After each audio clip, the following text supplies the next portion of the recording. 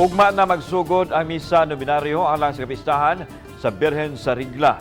Mga libutong at tagalaing probinsya tuguta makabisita ug makasimba apan higpit nga gidili ang pagpangato gawa sa simbahan.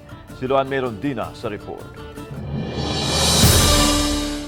Hitsas na ang mga pagpangandam alang sa unang adlaw sa misa nominaryo sa kapistahan sa Birhen sa Regla nga magsugod na ugmang adlaw. Aron kalikayan ang pagdasok sa mga tao, gihawana na sa mga vendors ang main entrance sa simbahan ug gibutangan og railings. Kay limitado lang ang mga tao nga tugutang makasulod sa simbahan, may mga lingkuranan nga giandam sa Garden of Saints kilid sa simbahan. Ug may widescreen usab nga imuntar sa school grounds sa St. Alfonso School diin maka-accommodate kini og dulan sa 300 ka mga deboto.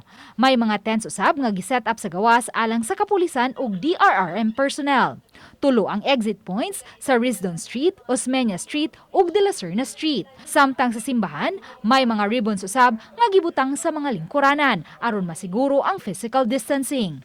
750 lang ka mga tao o 50% sa capacity sa simbahan ang tugutang makasud atol sa misa nominaryo. Wala na gi-require ang vaccine card apan gidasig sa simbahan ang mga deboto nga magpabakuna.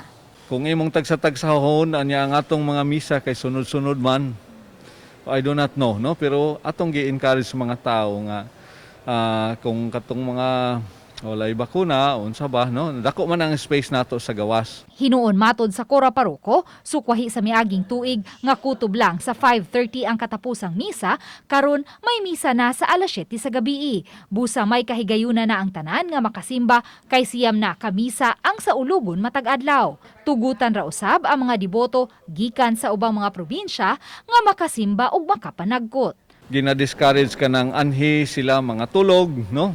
O gawas og naa sila mga parinti og mga kaila nga dito sila magpahulay. Pero kanang anha sa dalan, anha sa mga sakyanan, anha sa mga bangka, karon nga mga panahon atong gina-discourage. Uban ni Marlon Melgazo, Luan Merondina, Balitang Bisda.